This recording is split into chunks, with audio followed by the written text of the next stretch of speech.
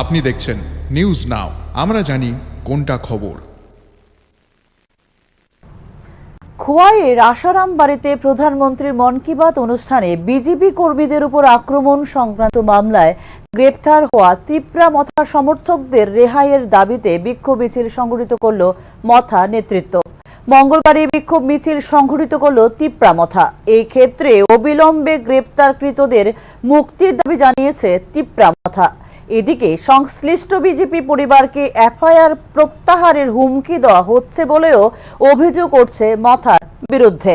উল্লেখ করা যেতে পারে, আশারাম বাড়ির এই ঘটনায় এখনো পর্যন্ত গ্রেপ্তার করা হয়েছে 2 জন ত্রিপুরা মথার সমর্থককে।